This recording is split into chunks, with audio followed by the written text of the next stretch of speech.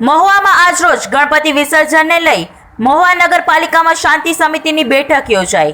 આ બેઠકમાં Mahuva town police તેમજ DYSP Reemaba Jhala, PI KS Patel સાહેબ, પરમાર સાહેબ તેમજ પોલીસ અધિકારીઓ હાજર રહ્યા હતા। તેમજ ગણપતિની મોટી પ્રતિમાવાળાના આયોજકો તેમજ ડીજે વાળા પણ હાજર રહ્યા, જેમાં મહુવાના ગણપતિ વિસર્જનને લઈ કડક સૂચનાઓ આપવામાં આવી છે।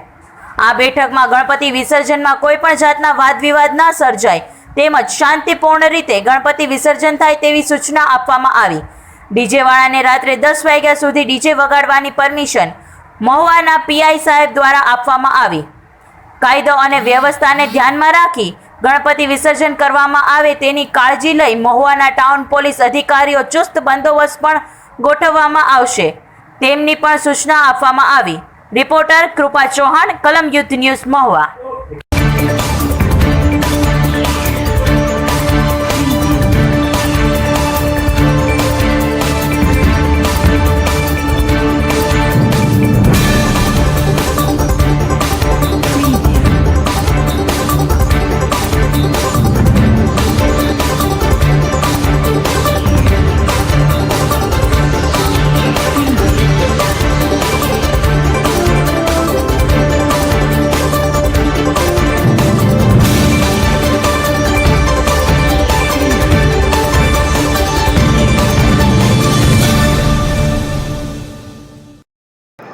આવતીકાલે તારીખ 6/9ના રોજ જ્યારે મહુવા શહેરમાં નાના અને મોટા કુલ મળીને 114, 116 જેવા ગણેશનું વિસર્જન થનાર છે, ત્યારે મહુવા શહેરમાં કાયદો અને વ્યવસ્થા જળવાઈ રહે તેમજ કોઈ અનિચ્છનીય બનાવ ન બને તે માટે આજ રોજ તમામ આયોજકો સાથે એક શાંતિ સમિતિની મિટિંગનું આયોજન કરવામાં આવ્યું।